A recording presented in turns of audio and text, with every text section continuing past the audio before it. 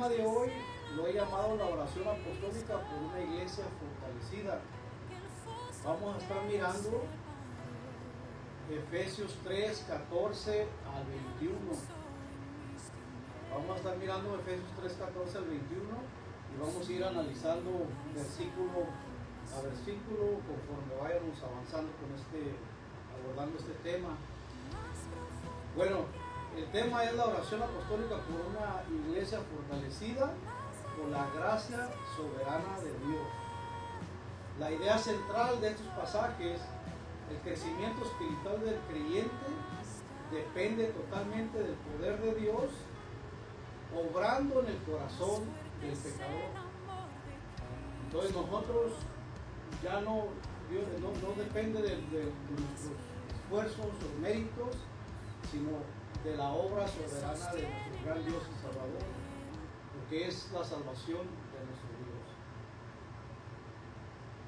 Para que Cristo habite plenamente en nosotros y así se manifieste la gloria de Dios en la iglesia. En este tema, como dije anteriormente, Pablo hace una interrupción. Podemos ver en esos versículos donde ahora él levanta una oración para fortalecer a la iglesia. En esta sección el apóstol Pablo interrumpe su enseñanza doctrinal y eleva una oración profunda por la iglesia. No ora prosperidad material ni por comunidad, sino por realidades espirituales y profundas. Esa es la oración del apóstol Pablo por la iglesia. Esta oración revela tres verdades fundamentales de teología reformada. 1. La salvación y el crecimiento espiritual provienen de Dios. El Espíritu Santo obra internamente en el creyente. 3. Todo tiene como fin último la gloria de Dios. Todo es para darle la gloria a nuestro gran Dios y Salvador. La oración de Pablo muestra que la boda cristiana es sobrenatural y depende del poder de Dios.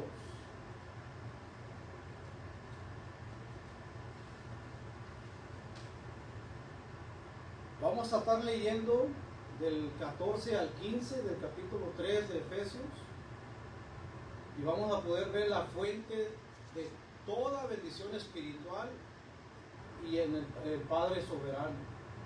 Vamos a leer nuestros textos desde Efesios 3, 14 al 15. Por esta causa doblo mis rodillas ante el Padre de nuestro Señor Jesucristo, de quien toma nombre toda familia en los cielos y en la tierra. Doblar las rodillas era una señal profunda de reverencia, dependencia y humildad. Pablo reconoce que toda bendición espiritual proviene del Padre. La expresión de quien toma nombre toda familia indica que Dios es la fuente y autoridad sobre toda la creación. La teología reformada enfatiza la soberanía absoluta de Dios.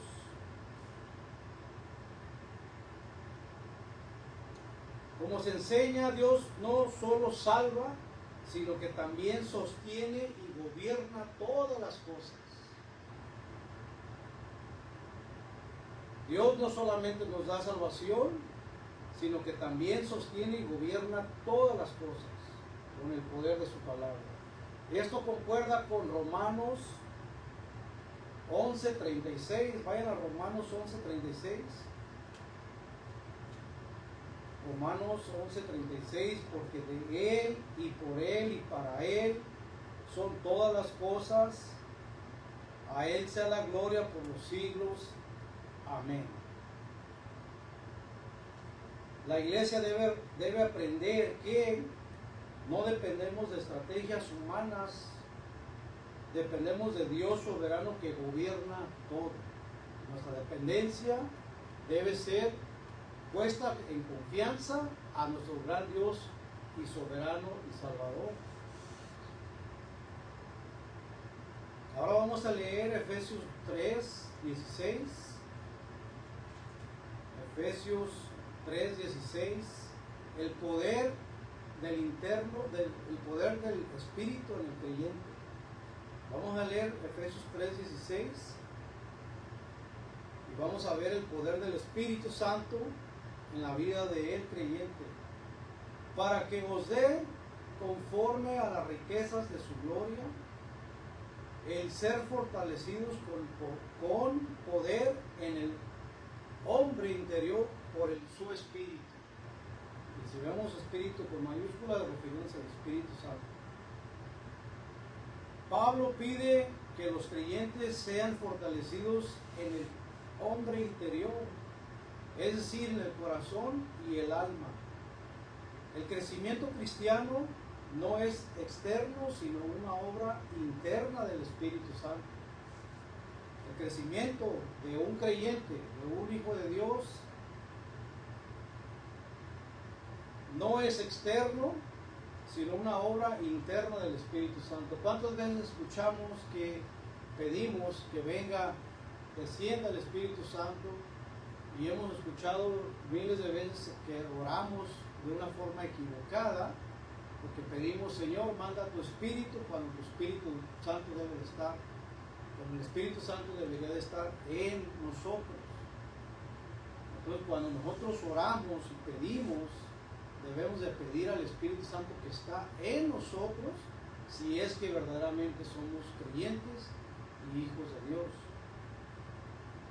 Es erróneo decir que Dios manda tu Espíritu cuando se supone que no somos creyentes y el Espíritu Santo debería de estar morando en nosotros, porque somos templos del Espíritu de Dios. Una vez que hemos recibido a Cristo, una vez que hemos creído en el Evangelio, dice la palabra de Dios, después de haber creído, fuiste sellado con el Espíritu Santo y ahora pasas a ser un templo del Espíritu de Dios.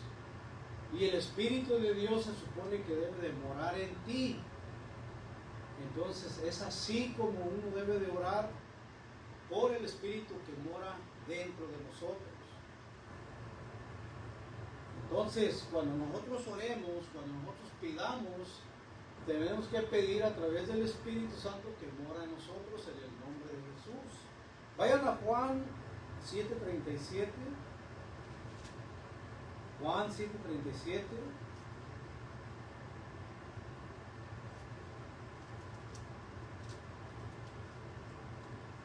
Juan 7:37. En el último y gran día de la fiesta, Jesús se puso en pie y en voz alta dijo: si alguno tiene sed, venga a mí y beba. Del interior del que cree en mí, del interior del que cree en mí, correrán ríos de agua viva, como dice la Escritura. Si podemos ver aquí nomás en esta frase donde dice: del interior del que crea en mí, correrán ríos de agua viva, como dice la Escritura. Dice, Jesús se refería al Espíritu que recibirían los que creyeran en Él. El Espíritu aún no venido porque Jesús aún no había sido glorificado. Sabemos claramente que cuando el Espíritu Santo mora en nosotros, de nuestro interior correrán ríos de agua viva. Y esto es a lo que se refería Jesús, que cuando recibieran al Espíritu Santo, iban a poder disfrutar de la gloria y de su interior iban a correr ríos de agua viva. Por eso es que digo, cuando nosotros oramos, el Espíritu de Dios que mora en nosotros deberíamos estar pidiendo al Espíritu Santo que mora en nosotros y no pidiendo que el Espíritu descienda a nosotros. Y esto que descendía era algo que ocurría en el Antiguo Testamento, que era lo que ocurría cuando el Espíritu Santo descendía y también se volvía a regresar. Entonces, Ahora, después de que Cristo murió en la cruz y después de que el Espíritu Santo fue dado a los apóstoles, ahora todos lo podemos tener y todos podemos ser templos del Espíritu Santo y permanece con nosotros permanente. Entonces el Espíritu de Dios mora en nosotros de manera permanente de nuestro interior. Y es por eso que dice Juan 7:37 y 38 al 39, dice: del interior del que cree en mí correrán ríos de agua viva, como dice la Escritura. Jesús se refería al Espíritu Santo que recibirían los que creyeran en Él. El Espíritu aún no había venido porque Jesús aún no había sido glorificado. Jesús, después de que fue glorificado, después de la muerte y la resurrección, envió el Espíritu Santo para que permaneciera con nosotros para siempre.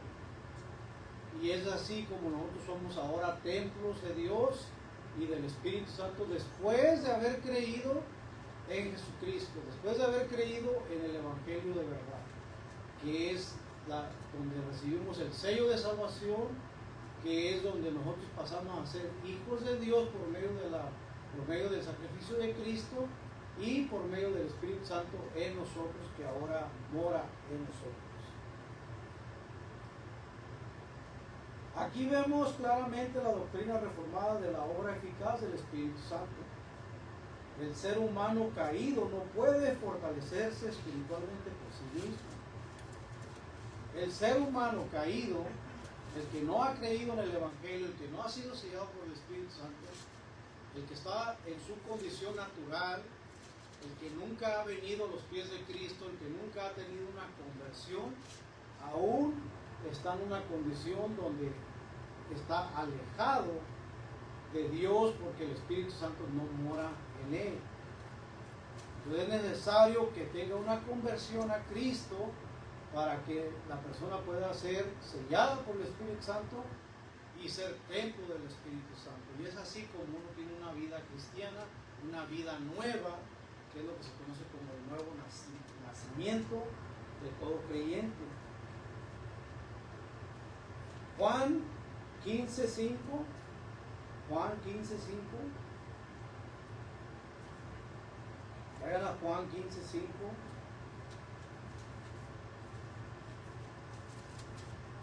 Yo soy la vid, vosotros los pámpanos. El que permanece en mí, yo en él, este lleva mucho fruto, y porque separados de mí, nada podéis hacer. Nada pueden hacer aquellos que están separados de Dios. Ahora, sabemos bien que la dádiva del pecado es la separación y es la muerte.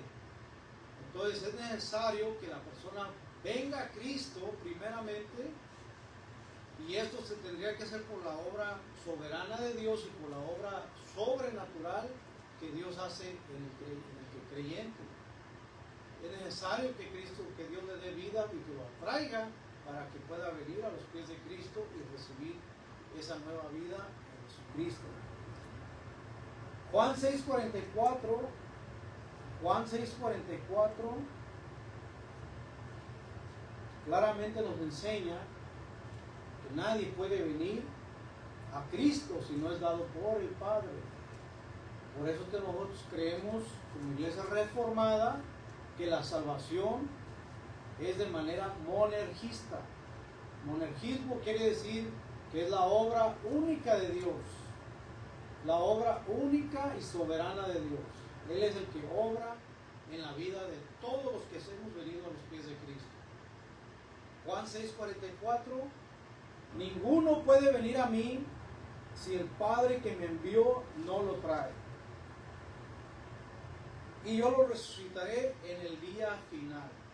Ninguno puede venir a mí, dice el Señor Jesucristo, si el Padre que me envió no lo trajere.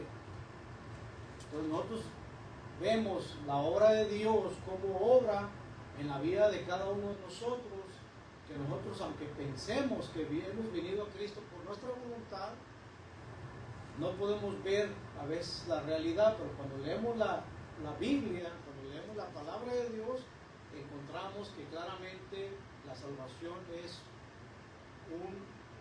un asunto de Dios únicamente, algo que Dios hizo en la vida nuestra para que nosotros pudiéramos creer en Jesucristo, doblar rodillas, arrepentirnos de manera monergista. O sea que Dios hace un atrevimiento o una coerción contra nuestra voluntad y nosotros venimos a los pies de Cristo por la voluntad de Dios, no por la nuestra, porque nosotros no tenemos esa iniciativa para poder venir a Cristo. Es Dios el que obra en tu corazón, es Dios el que te da ese nuevo nacimiento, es Dios el que toca tu vida y le da vida a la persona que estábamos muertos en nuestros delitos y pecados, y ahora podemos vivir, tener este nuevo nacimiento, una nueva vida en Cristo Jesús. Por eso es que dice Juan 6:44, ninguno puede venir a mí si el Padre que me envió no lo trae. El hombre depende completamente de la gracia de Dios. El hombre depende completamente de la gracia de Dios. Nadie puede venir al Padre, nadie puede venir a Cristo si no es un regalo del Padre, si no le cambia la voluntad al hombre para que pueda tener esa iniciativa. La verdadera transformación espiritual ocurre cuando el Espíritu Santo fortalece el corazón. El Espíritu Santo fortalece el corazón cuando el Espíritu Santo viene y mora en nosotros. Dios obra desde adentro hacia afuera. Dios cuando obra en ti, obra de adentro hacia afuera. No es de afuera hacia adentro, es de adentro hacia afuera, por medio del Espíritu Santo. La obra de la salvación es totalmente monarquista. Como dije, es la obra de solamente y únicamente de Dios. Nadie puede creer en Cristo si no es dado por el Padre, si no es el Padre que lo ha elegido, y esto es una elección desde antes de la fundación del mundo. Ahora vamos a leer Efesios 3:17 en nuestro estudio, Efesios 3:17, y vamos a ver cómo Cristo habita plenamente en el corazón del creyente. Vamos a leer Efesios 3:17, vamos a estar leyendo hasta el 21 de nuestro estudio. Para que habite Cristo por la fe en vuestros corazones, a fin de que, arraigados y cimentados en amor. La palabra habitar implica establecer residencia permanente, para que Cristo habite en nuestros corazones, por medio del Espíritu Santo. Por eso es que el Padre, el Hijo y el Espíritu Santo son un solo Dios en tres personas. Entonces, por eso es que creemos que la obra es totalmente trinitaria también. La obra de las tres personas de la deidad divina.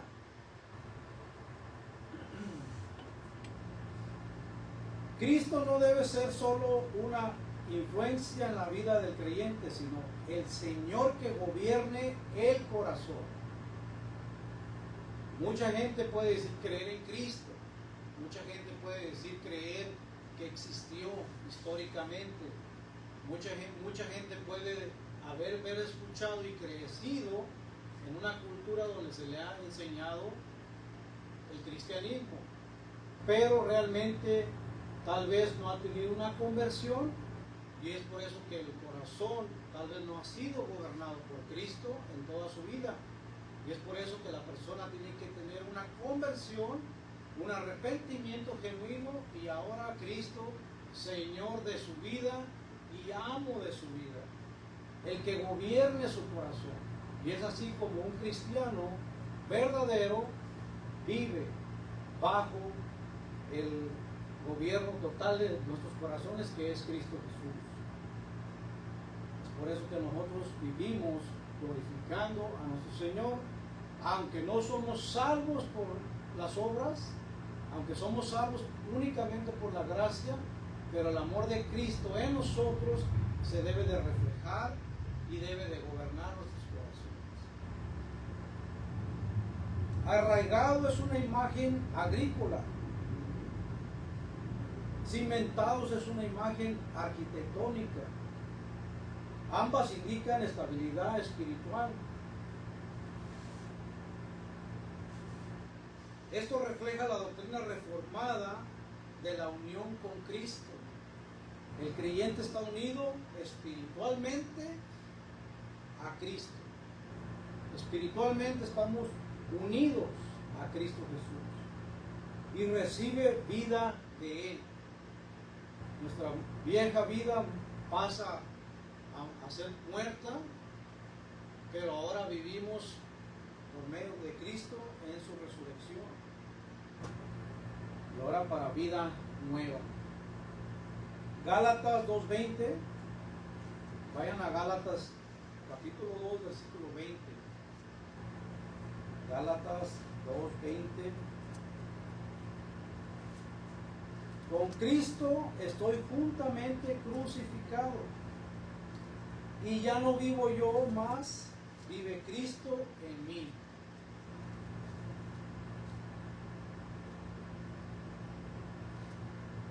Y lo que ahora vivo en la carne, lo vivo en la fe del Hijo de Dios, el cual me amó y se entregó a sí mismo por mí. Vean qué palabras tan profundas. Con Cristo estoy juntamente crucificado. Esto quiere decir que hemos muerto a nuestra vieja vida. Hemos dejado nuestra vida pecaminosa atrás. Yo no estoy diciendo que ya no pequemos, pero hemos dejado nuestra vida, nuestro estilo de vida, nuestra práctica de pecado atrás. Y ahora vivimos una nueva vida en Cristo. Aún nosotros nos encontramos pecadores. No estoy diciendo que no pecamos, pero ya no es nuestro estilo de vida como creyentes. El cristiano verdadero ahora vive para Cristo, vive para glorificar a Cristo en una vida sacrificada para Cristo. Dice, y ya no vivo yo más, mas vive Cristo en mí, y lo que ahora vivo en la carne, lo vivo en la fe del Hijo de Dios. Esta es la vida genuina y verdadera de un Hijo de Dios, de un cristiano verdadero, el cual me amó y se entregó a sí mismo por mí. Vean qué palabras tan preciosas. Y esto es palabra de Dios.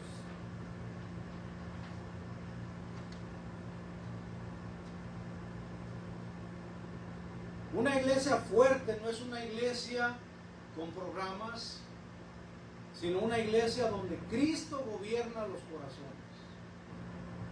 Esto es una iglesia fuerte, donde cada uno de ustedes tiene a Cristo por Señor y por amo.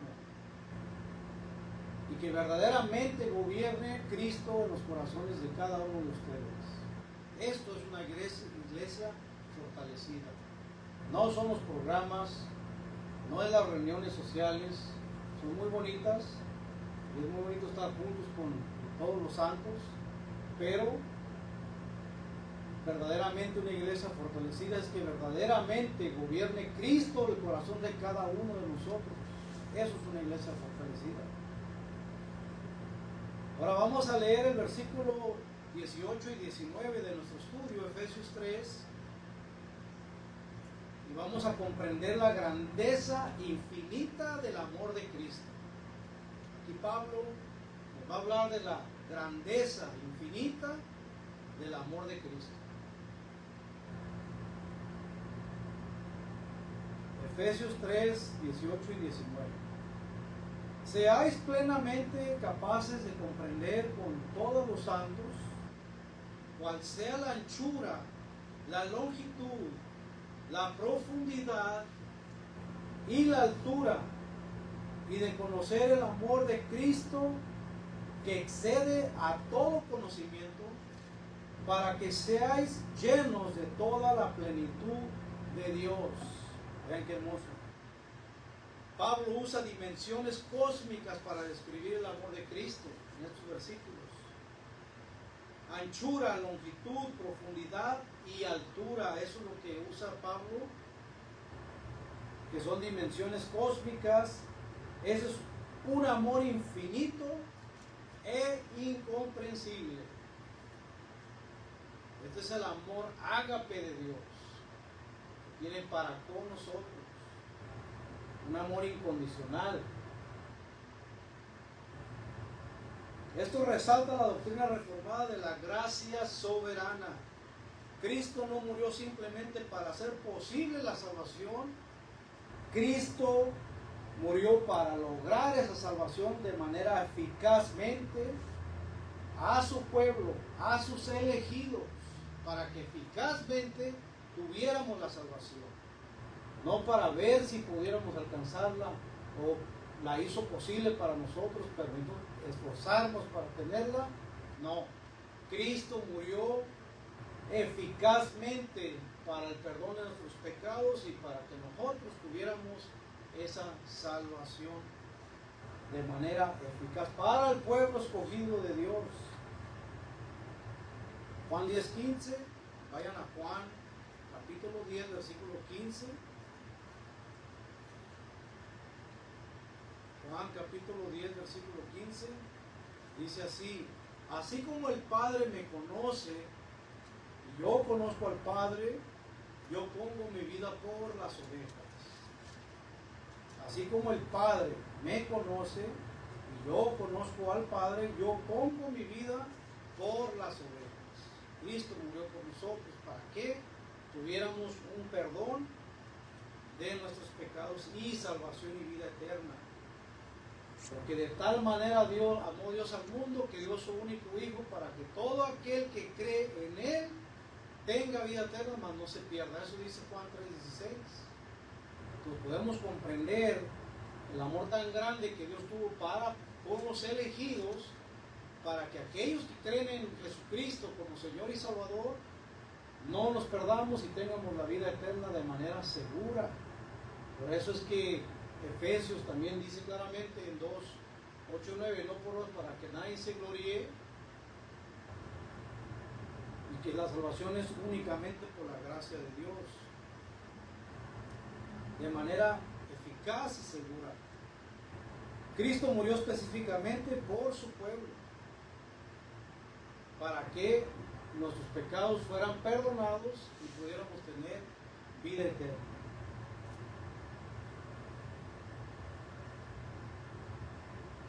En Efesios capítulo 1, donde dice: y después de haber creído en el Evangelio fuiste sellado, en el versículo 14 en continuación dice: y esta es la garantía hasta el día de la redención. Estamos garantizados de la mano de Dios. La salvación es eficaz y segura. La gloria, vamos a ver la gloria suprema de Dios en la iglesia. Ahora vayan a Efesios 3, 20, 21, que son los versículos finales de nuestro estudio. Y aquí vamos a ver la gloria suprema de Dios en la iglesia. Efesios 3, 20 y 21 son nuestros versículos finales de nuestro estudio. Dice: y aquel que es poderoso para hacer todas las cosas, mucho más abundante de lo que pedimos o entendemos, según el poder que actúa en nosotros. A Él sea la gloria en la iglesia, en Cristo Jesús, por todas las edades, por los siglos de los siglos. Amén. Aquí podemos ver la gloria suprema de Dios dentro de la iglesia. Este es uno de las grandes doxologías de la Biblia. Dios puede hacer mucho más de lo que pedimos o imaginemos. Dios puede hacer mucho más de lo que está al alcance para nuestro entendimiento. Por eso es que digo, más de lo que pedimos o imaginemos. Dios es tan grande que nuestra mentalidad finita, como humanos, no podemos ni siquiera comprender la grandeza de Dios. Nuestra mente finita, pero la mente de Dios es infinita. Por eso es que digo, Dios puede hacer mucho más de lo que pedimos o imaginemos. El propósito final de todas las cosas es la gloria de Dios. El propósito final de todas las cosas que Dios ha hecho es para su propia gloria de Él. Esto corresponde al principio reformado soli deo gloria, que lo que quiere decir solo a Él sea la gloria, solo a Dios sea la gloria. Es uno de nuestros principios, que tenemos de nuestros 5 principios, donde podemos glorificar a nuestro Dios. Vayan a Isaías 42:8. Isaías 42:8.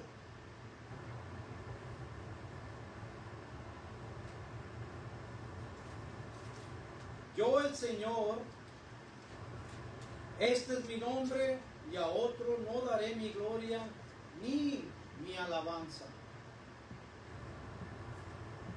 Ni mi alabanza a las esculturas. Yo el Señor, este es mi nombre, y a otro no daré mi gloria, ni mi alabanza a esculturas. Dios no comparte la gloria con nada ni con nadie. La gloria es únicamente para nuestro gran Dios y Salvador.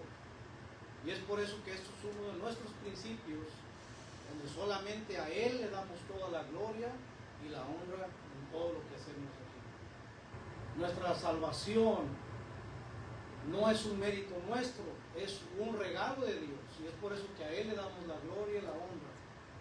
Es a Él, al único que merece toda alabanza, toda adoración, todo poder sea para nuestro gran Dios y Salvador.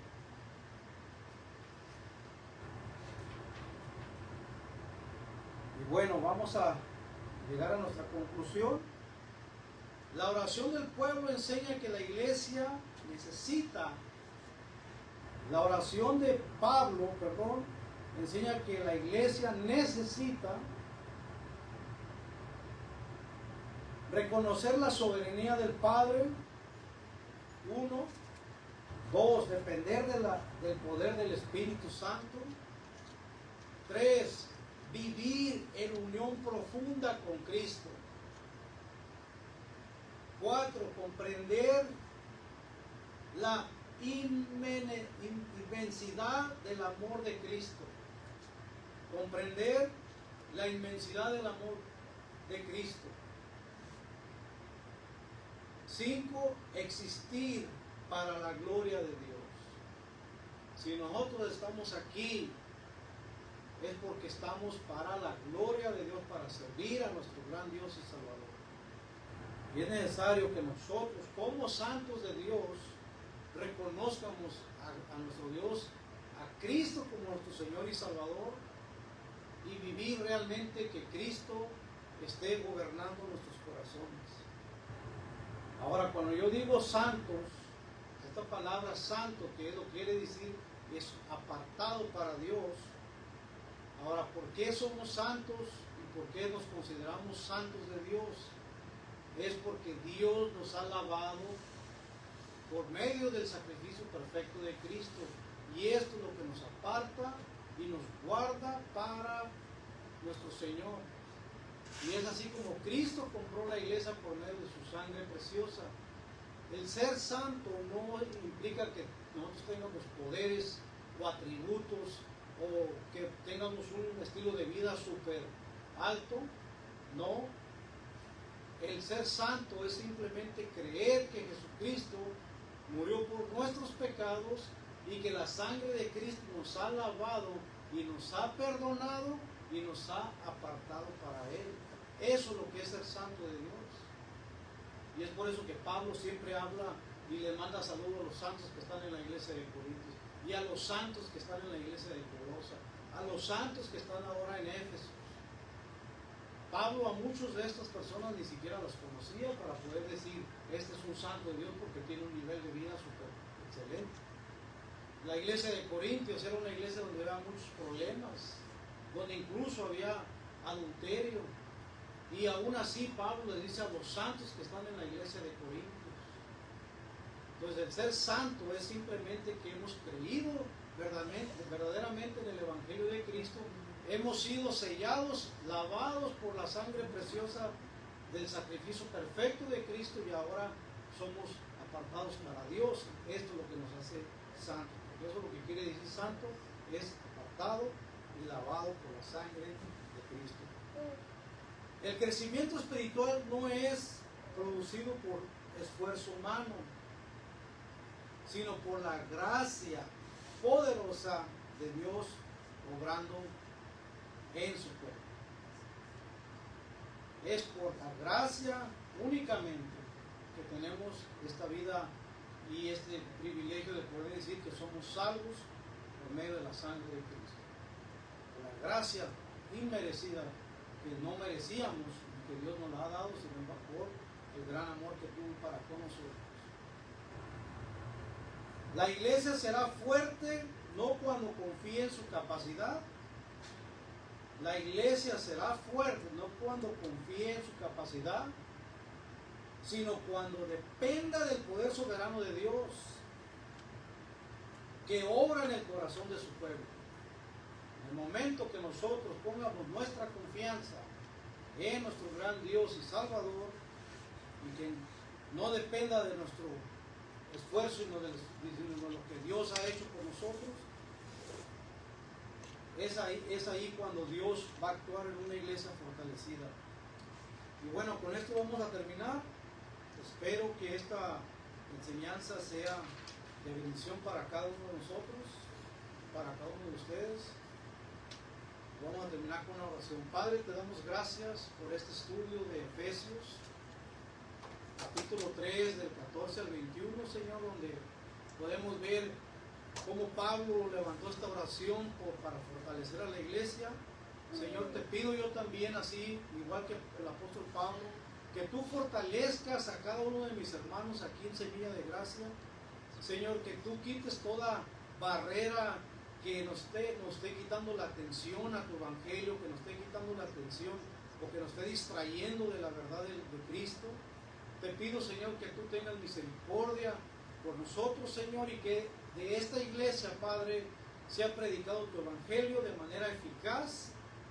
Señor, te pido que nos bendigas a cada uno, Señor, y que podamos seguir continuando predicando tu evangelio a los cuatro vientos, Señor. Y Padre, que bendice también a las personas que nos escuchan por las redes sociales. Te pido, Padre, que nos bendigas, Padre, y que muchos que escuchan, Padre, puedan venir a los pies de Cristo.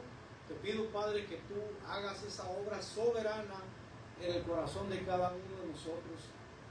En el nombre precioso y poderoso de Jesucristo, toda la gloria y la honra sean para ti. Amén.